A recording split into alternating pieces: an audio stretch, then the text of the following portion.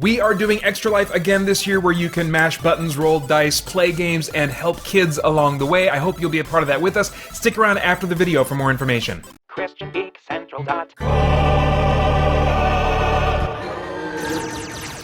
I need to change my button assignments. Oh, they're already enabled. Okay, so I'm gonna have to turn them off then once I'm done here. Yeah, okay.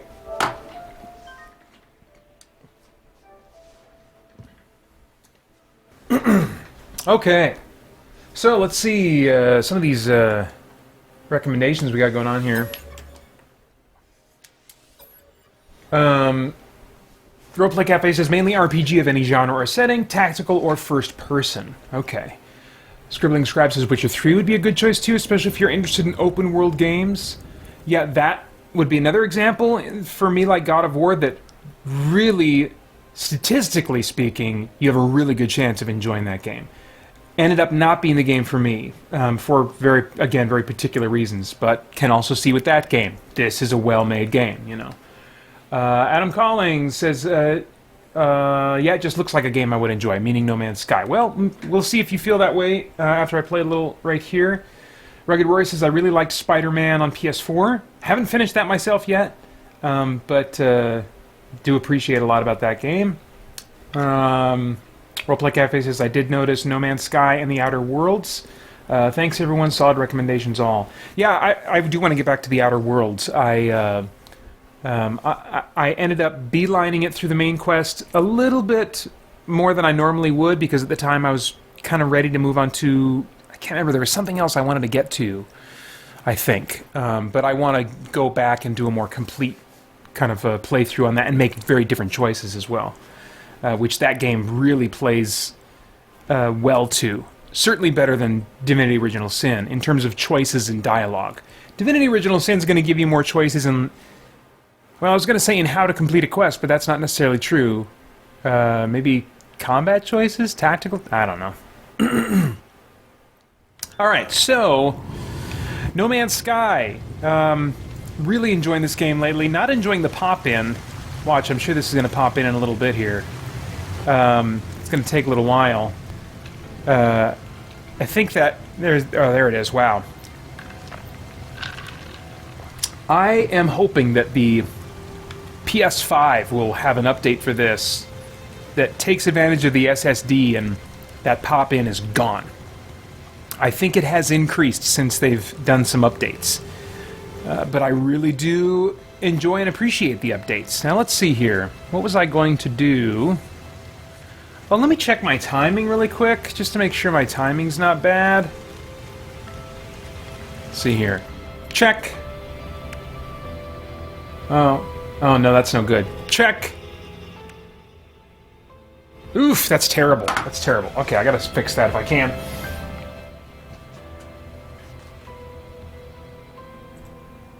Toxic protection falling.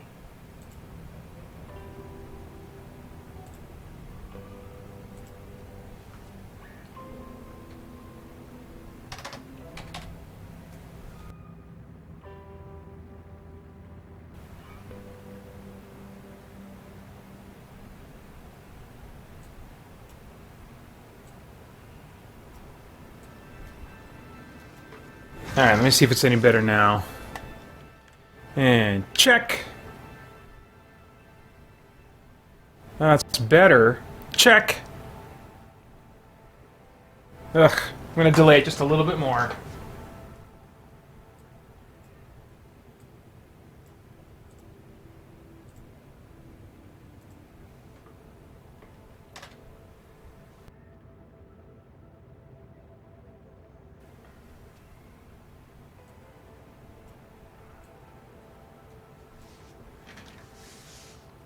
And check. Alright, that's pretty good. Alright, now let me finesse this camera just a little bit here.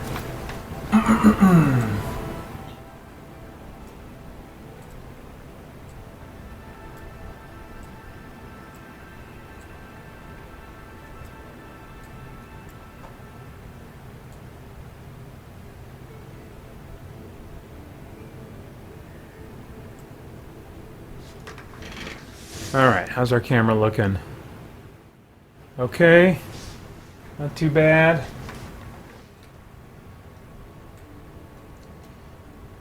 I gotta readjust my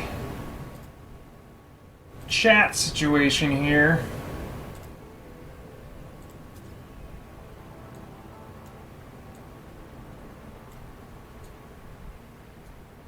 Alright. Sorry about that. But now we should be synced up pretty well. Okay, so one of the things I wanted to put on the table with you guys tonight is what makes a game an RPG. You know, here I am doing this live stream that's ostensibly about, you know, playing RPGs, but I don't know, is No Man's Sky really an RPG? I'm looking at my systems here, and there's no experience system in this game. It is entirely it's entirely loot based or equipment based is maybe a better way to say it. This is my exosuit, and so I've got these modules that I've added to it to improve what it's capable of. Improved life support, improved defense. Right here I've got these 3 shield upgrades installed. Likewise with my multi-tool, which also functions as your weapon, I've got upgrades there. So what I am capable of doing is not based on experience. And if it's not based on something that I craft, it's sometimes based on something that I learn. Like you can talk to aliens, and over the course of the game, you can discover little new words of their language. But that's by things that you find in the world that allow you to do that. But then I have to kind of ask, okay, well, an experience system, what is that? It's just an intangible currency that you gain from things that you do in the game. And the only difference with No Man's Sky is I'm getting all kinds of different tangible currencies that then I can, through crafting, use to increase my static defense, or my passive defense, or my passive damage, or you know other things, upgrades to my ship, of course. But so I don't know that that we can say this is not an RPG, especially given that it gives me the feeling of an RPG more than some RPGs do. For example, Dark Souls. I have Dark Souls 2, I've played it some on Xbox 360. That has more RPG-like experience-based systems, I believe. I'm not sure. I think that the Souls games, a lot of them have XP systems, where technically I've heard you can grind experience in those games. But this feels far more like an RPG than a game like Dark Souls does. And neither of them, we would say, are pure video game RPGs. They're something RPGs, or RPG somethings, you know? So I'm just curious for shout-outs of, like, elements that are maybe defining parts of RPGs, are very important. They help define the RPG experience for you. Is it choice? Is it dialogue choice? Is it combat choice? Is it the ability to upgrade your character and choose what upgrades you have? Because many games have experience systems, but you don't have much choice in how you upgrade your character. God of War, for example, you can upgrade your abilities. I didn't feel like, especially in the first hours of the game, I felt like it was pretty narrow what I was going to be able to do to customize my character. So shout out some stuff, guys. What do you think? What for you is like, listen, if it doesn't have this, it doesn't really feel like an RPG to me. I'm going to go to is this my home system? No. Where's my base? That's what I want. I can't remember where my base is.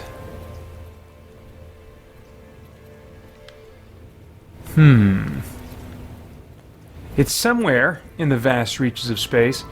Here's what we're going to do. Oh, wait a minute. No. I'm thinking of the wrong base. I'm in the same system, I think, as my base. So let's see here. Aren't I? I can't remember now. That's my capital ship. And these are the ships that I've recruited to be part of my fleet. But this is not where... Okay, here's what we're going to do. We're going to go to the local space station. Oh, unsafe trajectory. I'm too close to my capital ship right now.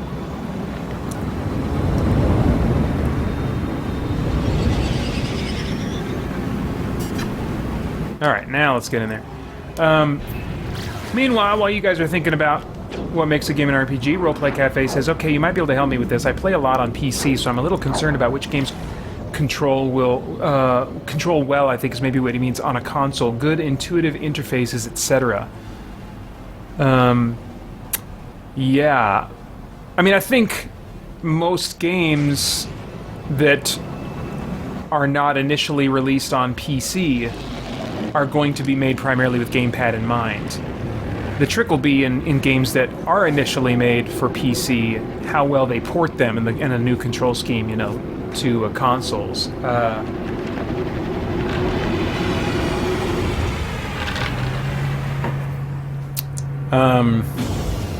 And I'm not as much of a connoisseur. I mean, every game is going to have a different control scheme because it's kind of pursuing different ends in its design, and so you can get into all kinds of discussions about what games have good control schemes for what that game is about and what it's tasking the player with doing. Alright. I want to go to CGC head... Oh yeah, I've got a portal that goes straight to my headquarters. Let's just go there. It's labeled CGC headquarters. It's not anything special yet. Oh, I forgot to set my stinking timer again. Here, let me do this.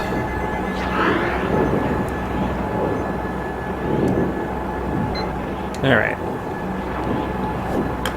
That'll help me remember. I want to give time for each of these games. I'm trying to give about 45 minutes to all of the games, with some extra time needed for, you know, maybe doing other little things in between. Actually, so yeah, I can give more time to this. I could give, from where we are now, I could give a little over 30 minutes to this game. Alright, we'll do that.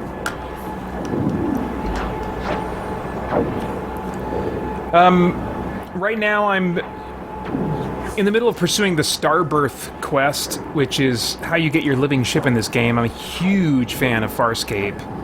So that quest has me written all over it, but it's not a Moya-sized ship, it's more of a Talon-sized ship.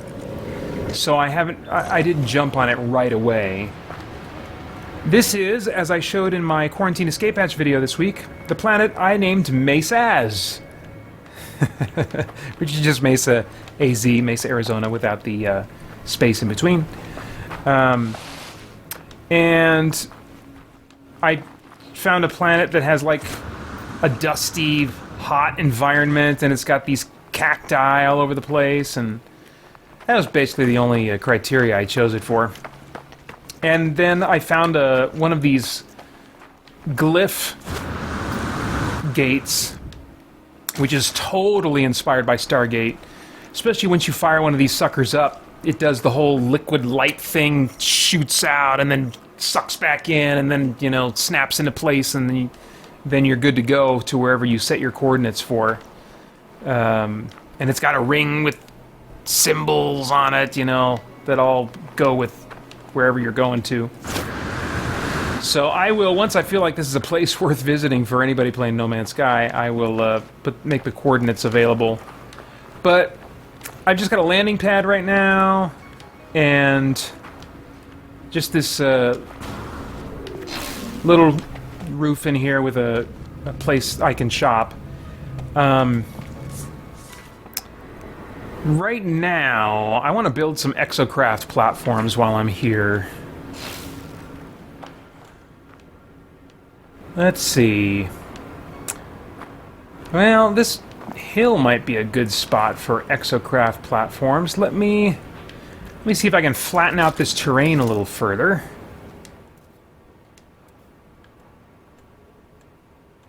There we go. All right.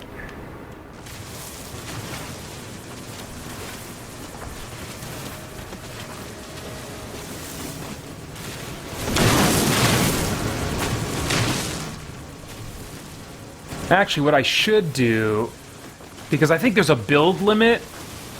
I mean, there is. And every time I change something about the terrain, I make it more complex. And so there's like a limit on the complexity. So I might be better off not flattening out the ground, but just building up around it. Let's do that. Let's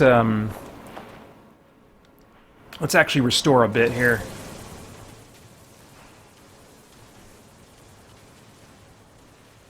Gain back some of my complexity points, or whatever they got going on in this game that they're keeping track of.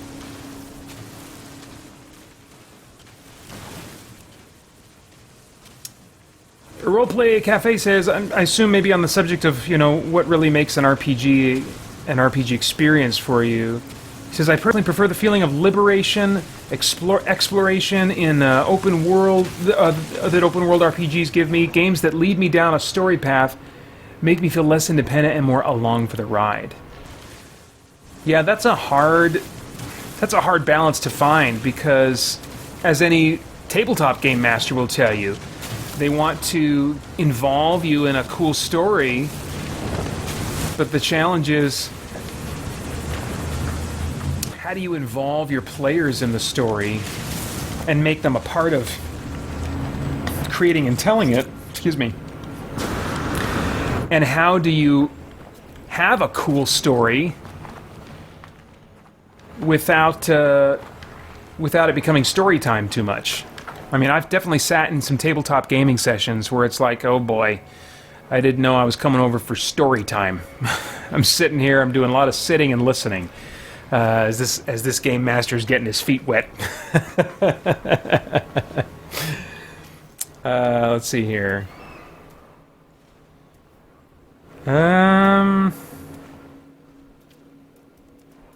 This doesn't have what I want.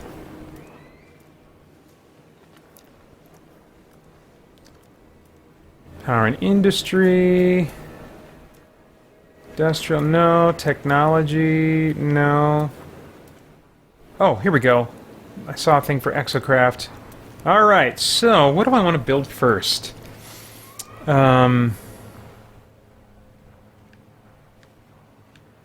Interesting. The Nomad. I do like. I think I've had the. Yeah, I built the Nomad before, and I do like that. Exocraft Summoning Station. Construction allows you to summon any owned exocraft from anywhere else on that planet. Okay. I don't need that yet. Minotaur Geobay. You know what? I haven't built this exosuit yet. I need 4 ion batteries. I can make those. Let's make those right now, and then let's build this Minotaur Geobay. That could be kind of cool. How many of these need? 4, I think it said. Okay. There it is. Is that, let's see, I'm going to put it up here, because I think I'm going to want a more generic summon anything, pad down there. Oh my gosh, can't see where I'm going. Okay, let's try this again.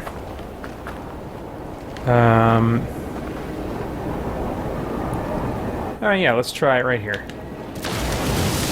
Look at that thing. Oh man.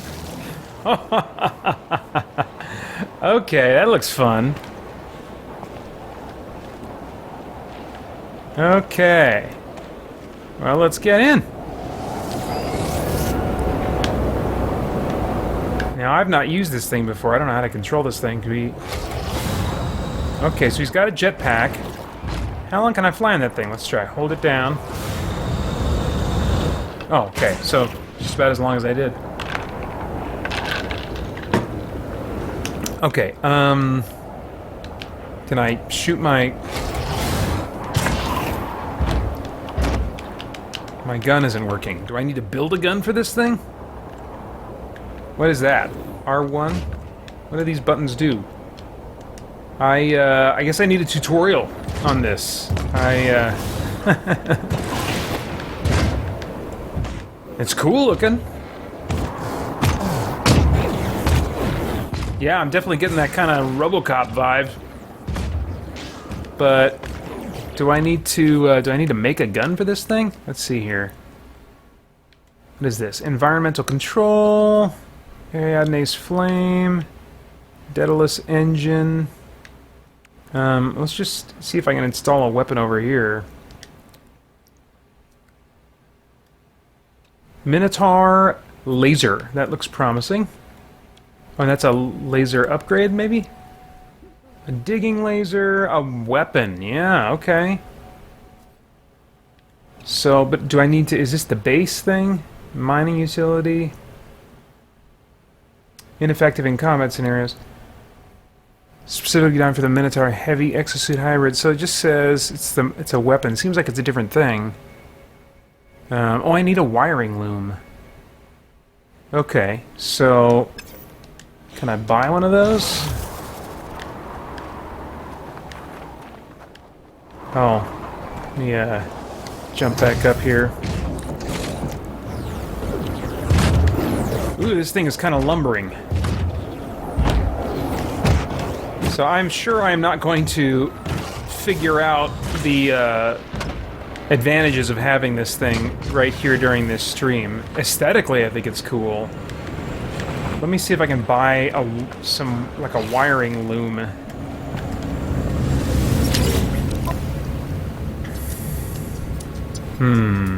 Nope. I don't think I have that in my starship either. Or my freighter, I mean.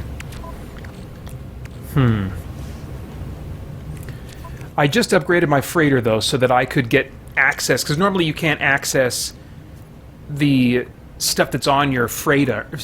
See, it says item teleportation enabled. That's kind of a recent upgrade that I put on my giant Starcraft. Yeah. Well, let's see if we can buy something at the local base. And see, this is just like, this is what... There's the current system. This is what No Man's Sky is. You find a goal or a set of goals that interest you, and you think to yourself, oh, what if I could do that? I can imagine myself having that ability. I would like to have that, you know? Either because of the effects it's going to have on the gameplay, or you just like the idea of the status of having that. And then you pursue that. And you're largely just going around and collecting stuff, buying stuff, mining stuff, shooting stuff. The combat isn't very interesting. The combat is kind of like mining moving objects. So, and the exploration is great, though. It's great. For a good long while, it was great. It's for the progression systems are really enjoyable. But there certainly does come a time where if you finished the main storyline quests, you have to find interest in some self-motivated goal, some self-created goal. Not to the extreme that like Minecraft is. Minecraft, even if it didn't have its barfy cube graphics, it wouldn't have enough structure, I think, for me. I like in a... Well, getting back to the topic of what makes a role-playing game really fun and engaging, what makes it what it is, I like being able to, especially in open-world games, change my status in the world so that I do things and then people take note of the fact that I've done something, whether that's a good thing or a bad thing. And so I like reputation systems, of course, but I like it when individual characters will react to me based on choices that I've made. Let's see, I don't want this in my inventory. That's another part of this game is inventory management, you know, which you have to kind of want for the survival aspect, you know. if this wasn't a survival game at the same time, I don't think that the inventory stuff would be interesting to me. Yeah, let's put it there.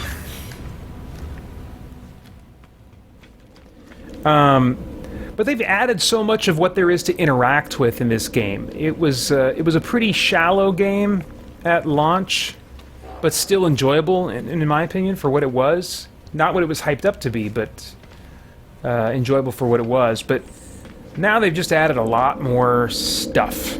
I'm not even going to try and do some kind of give an overview of this game.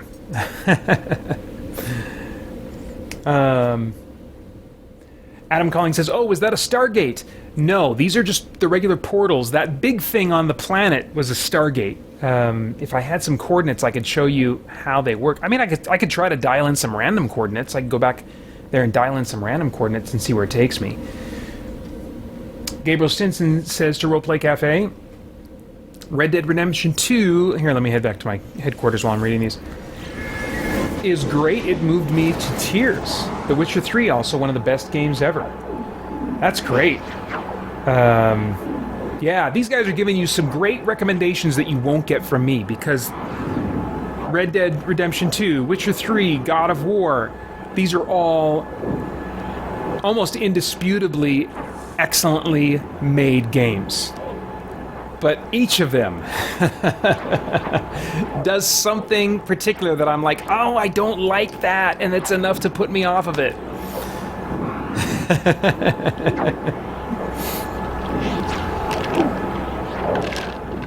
Adam Calling says, I'm just a guy, so I really enjoy games that take me on a predefined ride, but I haven't played many open world games, and I can see the appeal of that as well. I think I can enjoy both. Yeah, this one is really kind of, as survival games all, I think, are, more open than open world games. They don't have much story at all to speak of. It's pretty impressive, the story that they add to this game.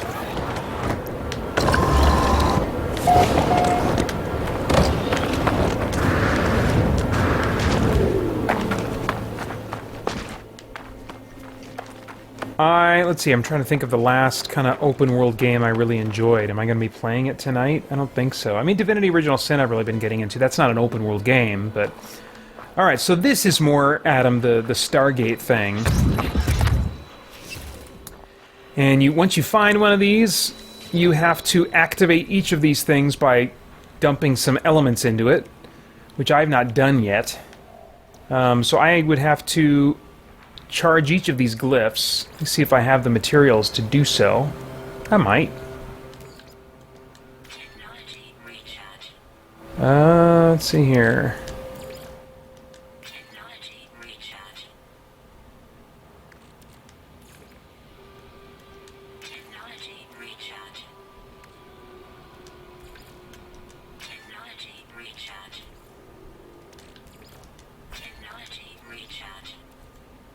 Let's see here.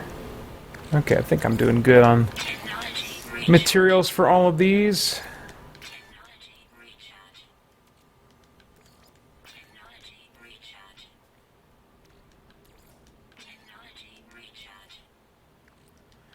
And once you've got all of these glyphs activated, I think they stay activated. I don't think this material wears out, but I could be wrong. If it does, you just have to, you know, add small bits of these usually pretty readily available materials in. But the glyph names, like, you have to learn all these glyph names. And there's a quest, and there's like a main quest that will teach you all of these. The hard way is to learn them through exploration. But there's in the main quest line, or closely associated with the main quest line, you can learn all these. Here we go. Traveler detected. Fracture repair engaged. A warm, dull ache spreads across my mind as I approach the portal. I blink as I try to focus, but all this does is inflame the red glow behind my eyes. Whatever I do here, I should do it quickly. Alright. Well, sure. If you guys want to see this planet's address, it's not going to take you anywhere special. So that's this planet's address. You can freeze that later on when I archive this. And see if I've added anything to it. Let's see, blah, blah, blah, blah, blah. So yeah, let's activate the portal. So now, I've been to a bunch of different places there. You can go to all kinds of places online.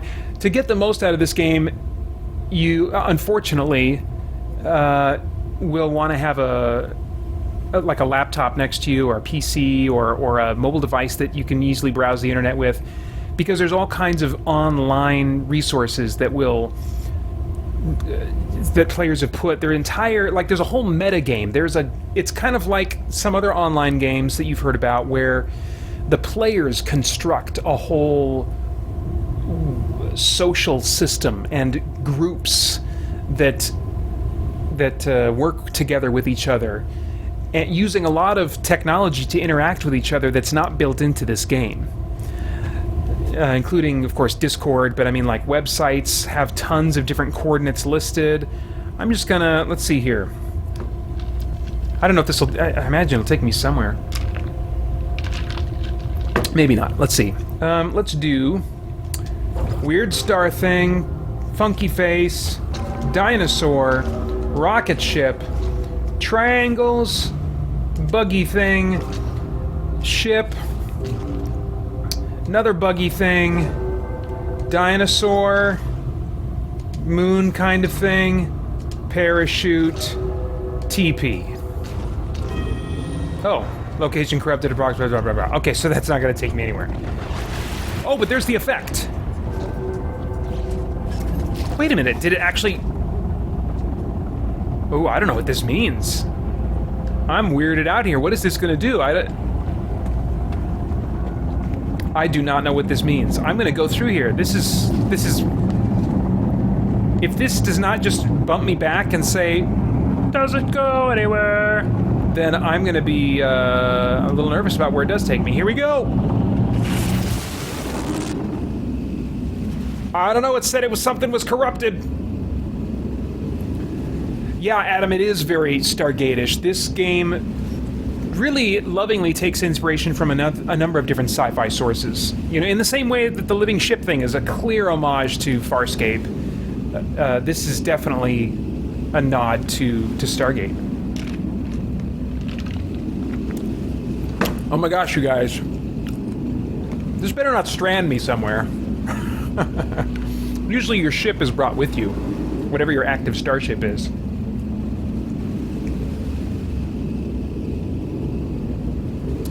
Let's see here.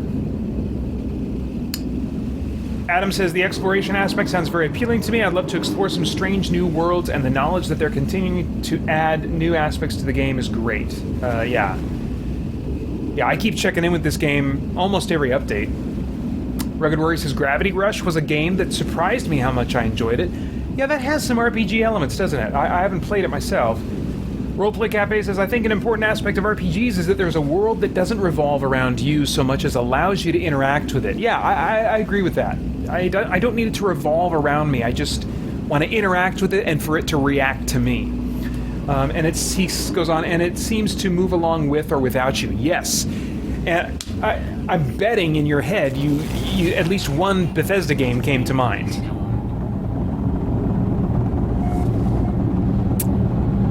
This is a new planet, but it's very Arizona looking. This is even more Arizona looking than the last one. Oh my gosh, guys, I think I'm changing the base location. I think I'm changing the base location. This looks even more like Arizona. I've got to build the base here.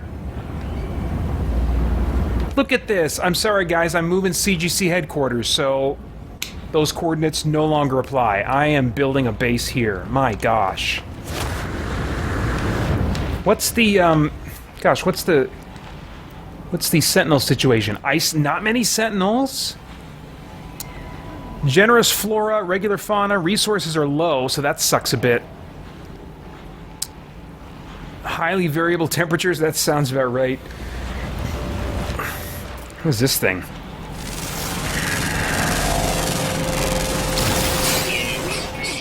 Timid, so he's not going to be attacking me, doesn't look like.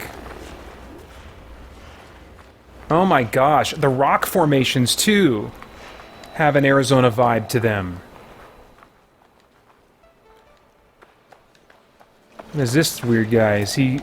Are you violent? No, he looks like he's timid. I used to, no, he's skittish. I used to be afraid of, like, creatures. I didn't like being attacked by them, but I have pumped up my defenses on my exosuit, the armor, the suit that you always have on. Which, by the way, let me. I don't normally play this in third person, but for your sake, I'll. This is what my guy looks like in third person. You can totally customize what their suit looks like. I think I might change him to CGC colors, like a green and white, maybe, as I'm looking to kind of make a little CGC presence that no one but me and you guys will know about. Oh my gosh, this is so giving me Arizona vibes. Like, aside from these blue crystals and a few other weird things, like the creatures, I could drive for a little while out of town and come to a place that doesn't look radically different from this. Okay, so, what's the closest I can set up a base?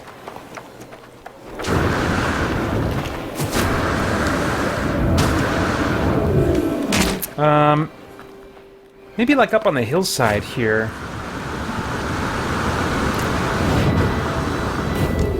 Ooh, cool, a cave system.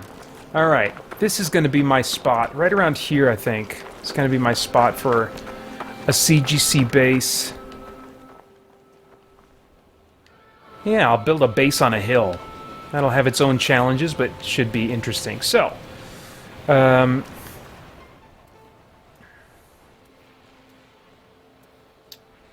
no... What am I looking for? I'm looking for...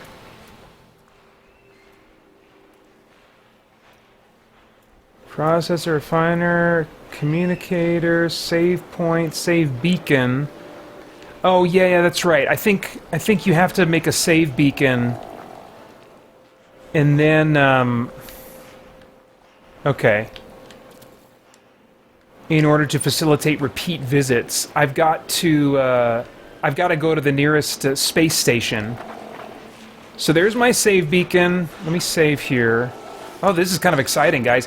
I had found a planet that gave me an Arizona vibe a while back that was like this. And I was just there for a specific reason. I went on the planet and then I left. And I regretted not keeping track. I couldn't remember where it was. So this is a really neat find for me. I'll be back, my little friends. My little alien creature friends. Yes, Adam, my space truck followed me through the gate. That normally happens when you go through those gates, which is nice.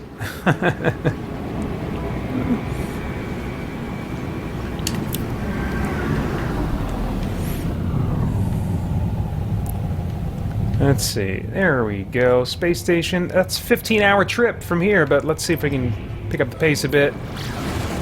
Yeah, 30-some seconds, much better. Man, I wonder, like, where I am compared to... That was totally random coordinates. That could be anywhere in this or any galaxy in this game. I don't even know what galaxy I'm in.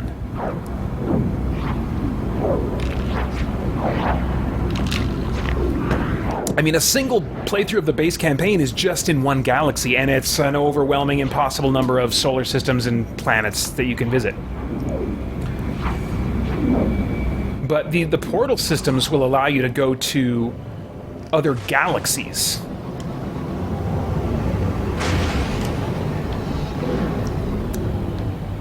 Huh. Yeah, I'm curious. I'm curious what these other planets might have, but let's just go here for now. You can do a third-person view of the ship, too, but I really just like to play this game in first person. I noticed that when I'm watching videos...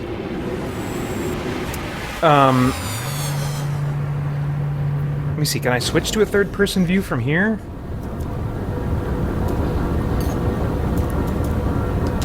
Yeah, I can, okay. I noticed that when I am playing... When I'm watching videos of this, like tips videos, you know, which I will do from time to time...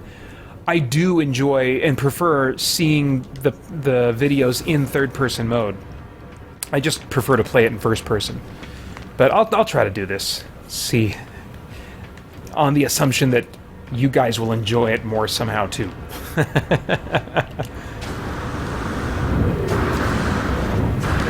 Wait a minute, is there not a portal over here? Oh, there is. It just hadn't popped in yet. Okay, yeah, lots of pop-in stuff. Yeah, Roleplay Cafe says, I don't care for meaningless fetch side quests in RPGs. I prefer quests that add worth in some way to the experience. Well then, I mean, Witcher 3 is notorious for that. Notorious isn't the right word. Celebrated is probably a much better word. Okay, so... Gosh, yeah, do I even know... Am I in the Euclid Galaxy? Current location, not applicable. In Galaxy Map... Oh yeah, I never checked the Galaxy Map. Let me see... Okay, so what's the name of this system here? Jaco Tatier 12... Jaco Tatier 12 Orbital. Alright.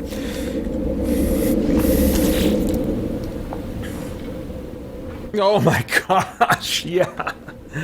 Crap. I might not be able to come back here. Oh, that makes me sad. Portal interference. This is a thing in the game that prevents you from... It was something they added, as I understand it, to the game to prevent people from building a bunch of bases in really well-known locations. You know, like there would be big bases or cool planets that had awesome stuff on them that were unique to those planets, that sometimes that would spawn the best starships in the game that you could get. And I think they wanted to keep those planets from being overpopulated by people that all wanted to build their bases there. And so I think it's a thing in this game where when you come out the other side of a portal, you can't use portals in that system. And... Huh. So you have to explore your way to that location yourself to kind of, I suppose, earn the right to set up shop there. I'm going to see if I can get a sense of where I'm at by going out into space again, opening up my galaxy map. Gabriel Stinson says, yes, third person, that's the way to go. Of course, Gabriel was bothering me, I think.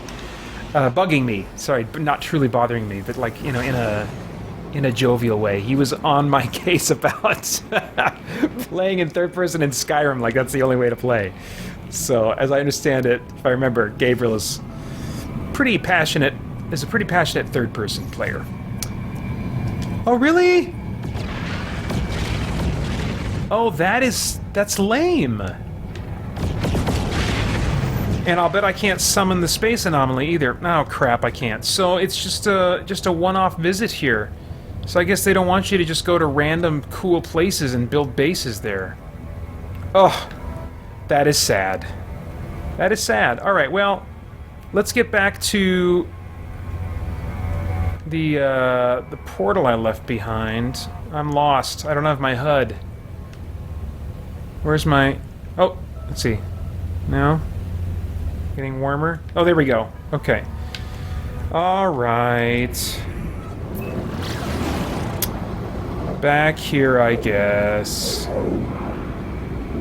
That makes me feel like maybe I shouldn't give up and just have CGC headquarters on the planet I was at. That if I was so quickly able to recognize a planet that looked more like Arizona, maybe there's a more Arizona-like planet out there.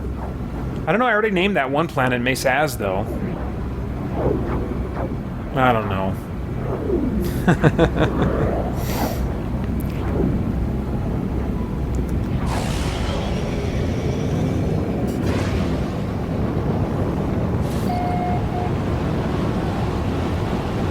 Back through the portal.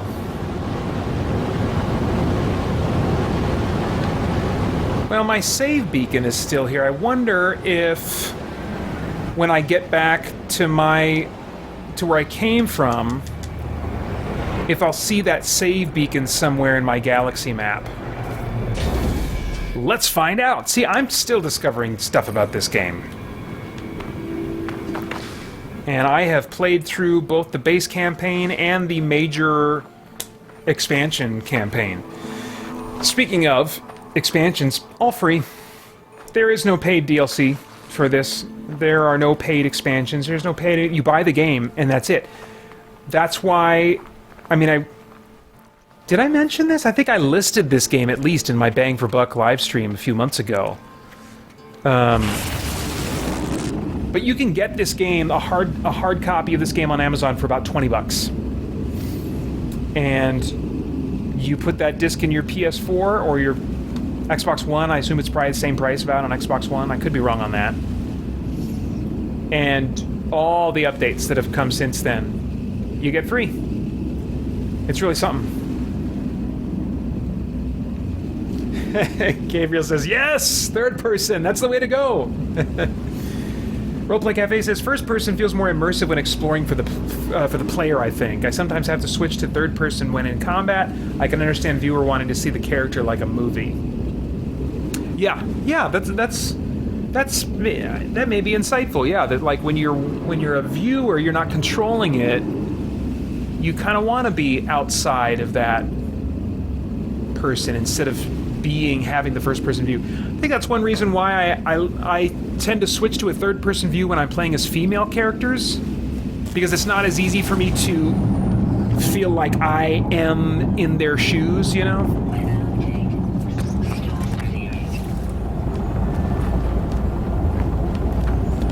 I don't know. Mesaz looks okay, but man, I got a taste of something else entirely. Something I never knew I could have. Let's go get my ship. Oh, there's my ship. Oh, dang it, I gotta be done with this. Okay, well, let's find out briefly before I close up shop on this. Well, first let me jump out. Every time you exit your cockpit, it does an autosave for you. So that'll be my save point, I think.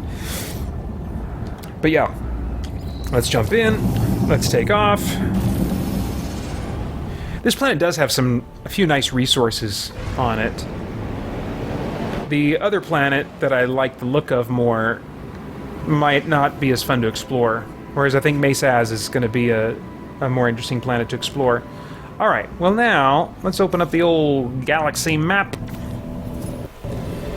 And... man, I have no idea... It's probably not going to be, yeah.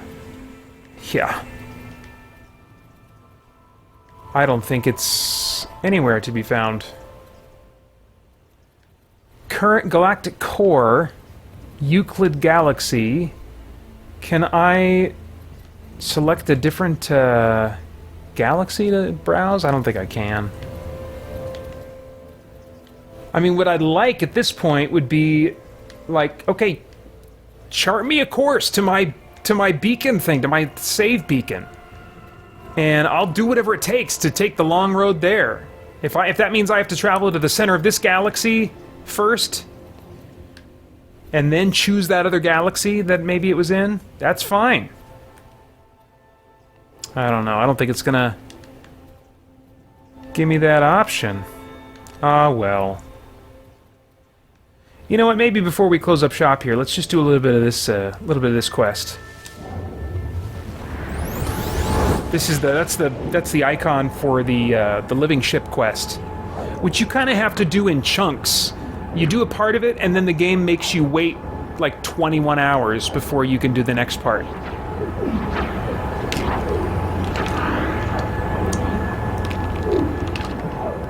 And that makes sense. I mean, this is the kind of game where I think when I find myself getting bored of it, it's because I'm too focused on doing on interacting with one particular system. Like, what I'd like to do is completely upgrade my exosuit. And to do that, I need drop pod coordinates.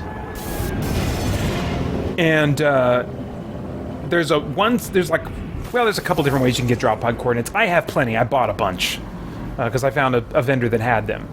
But then you use those in a particular way to set up a beacon, to find drop pod coordinates, and then go to the thing, and then get the thing, and there's kind of like a repetition to that process. If all you want to do is just focus on, I want to upgrade my exosuit, and with all the storage slots I possibly can, focusing on that, even though it's going to be really beneficial and might really help me enjoy in bigger ways other elements of the game, focusing all my attention, making a beeline on that goal is going to get stale pretty quick. And so the ideal place to be in this game, I think, is having a far-reaching goal that will involve a wider variety of goals to get you there in the meantime.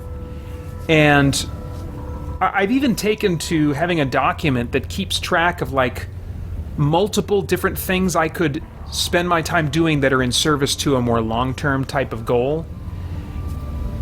And that's when the game world feels the most alive to me. But if you zoom in, both visually and mechanically, on any one element of this game too much, that's when you start to see the puppeteer strings.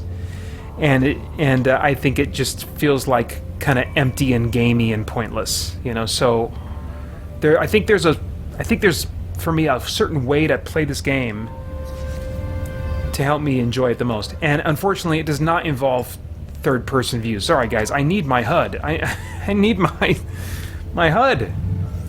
So, wasn't there a thing here for my quest? I thought I was supposed to go to this system, because that was going to...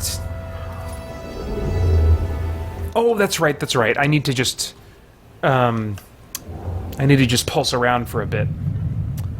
In this particular quest, you have these random encounters that advance the quest by being in pulse drive mode for an extended period of time. They've also added other random encounters when you're just kind of pulse driving around the system like this, and you've got a little bit of a wait sometimes between planets.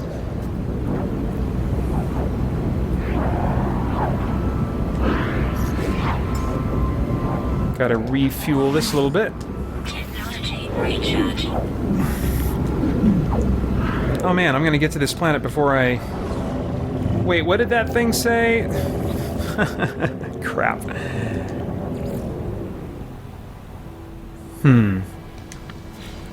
The Void Egg seeks a specific world in this system. Examine the egg in the inventory to learn of its requirements. Okay, gotcha. Alright. So... where is that? Here it is. Since the encounter with the virus is a stranger growing active, more agitated. When touched, conjures a powerful vision. I'm trying to... Didn't they say to examine it? And that's how you, I thought I was going to get more information about it.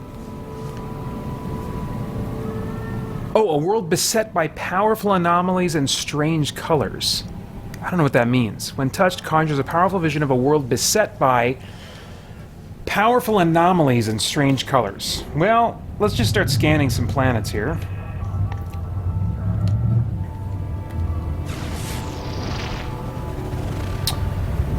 I don't know.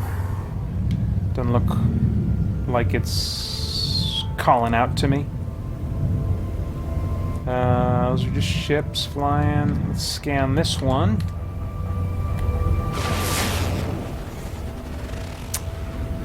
Now, it's got a purple font on that one. I'm wondering if it's not going to say powerful anomalies in the description and strange colors, if I'm actually looking for a recurrence of that font. So I'll keep an eye on that one. Guieto di Wiu.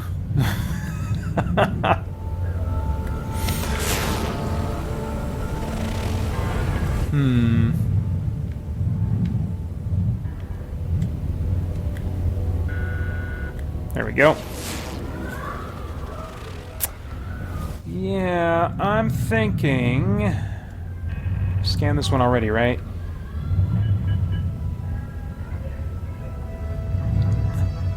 Man, I'm glad Holly is around because I hear the boys being very loud, and with my headphones on, you know, if you're a parent, you know that feeling of like, are those happy sounds or like intense pain sounds? You're not quite sure. All right, let's go to this planet.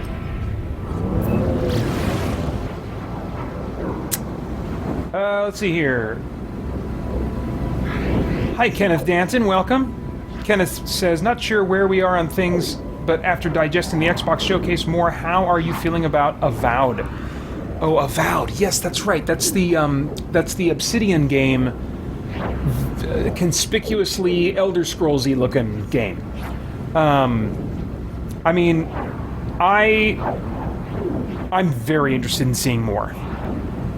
And right now it's such a tease, and based on what we got with the Outer Worlds, I think we can safely assume that this is at least going to be to Elder Scrolls what the Outer Worlds was to Fallout. So maybe it won't be like a full, big ol' open world, but it will be a smaller, more densely packed version of a Bethesda game. Then again, they made whatchamajigger. What's that game called? I'm trying to multitask, guys. Very difficult for me, sorry. They made the Outer Worlds before they were bought by Microsoft. Microsoft owns them now, and if they're going to be pumping money into them, which would make a lot of sense if they did, I mean, let me just say this, on the whole, like, is Pater going to get an Xbox or a PS4 front? Right now, I'm mystified by what Xbox has not committed to saying about exclusives. Because they could seriously get me to consider buying an Xbox One, maybe even before a PlayStation, or Series X, whatever the next thing is. That's their branding issue. I think that's a potential problem there. I don't know. Anyway, Xbox Series X. We had the Xbox One and the Xbox One X. Series X, I think, is the next thing they're doing. Even before a PS5, potentially, if they were to just say, hey, by the way, you're only going to be able to play the next Outer Worlds game, Outer Worlds 2 and Avowed, only if you're playing on PC or a Series X console. Because Bethesda doesn't look like they're making any of their games anymore. Yeah, they got Starfield. I think chances are pretty good that we'll see that at E3 next year, but hey, I thought chances are pretty good we were going to see it at E3 this year. Guess QuakeCon is this weekend. So if they were going to show Starfield this year and release it this year, this would be the weekend to stun us with saying, guess what? Starfield in November. No, I'm not going to hope that. Really love that thought. This planet doesn't seem to have what I'm looking for. Alright. This planet doesn't seem to have what I'm looking for. I am going to land, for the time being, and save my game. And I will continue my quest for the living ship another time. I wasn't going to be able to actually get the living ship this time anyway, so don't feel like you're missing out on much. So we'll pop out for a second. Switch this business back to first person.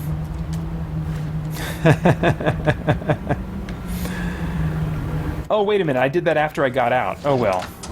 I'll get out one more time. And now we'll move on to, speaking of Bethesda games, this was my late addition to this stream. I'm going to play some Fallout 3. Going to do some Terminator Run Fallout 3.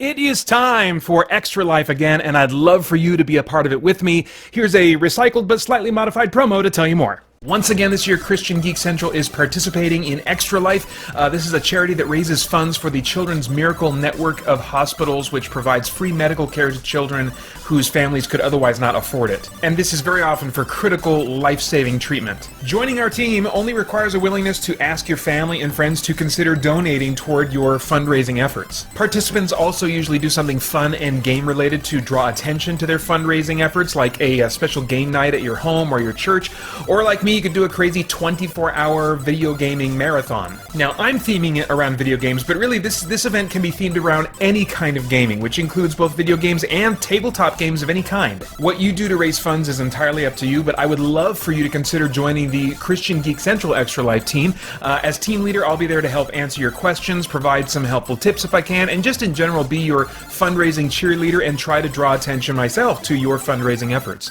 You can get more information about the event as a whole at extra-life.org, and if you choose to sign up there, be sure to select Christian Geek Central as your team so I can get in touch with you and then just help in whatever way I can. Fundraising can begin at any time, but our main push is going to be through the month of October leading up to November 7th. That's the annual Extra Life Game Day when I'll be streaming my 24-hour video gaming marathon live and trying to stay awake without throwing up. More details on my live stream as we get closer to it. That's it for now. Thanks for watching. Bye-bye.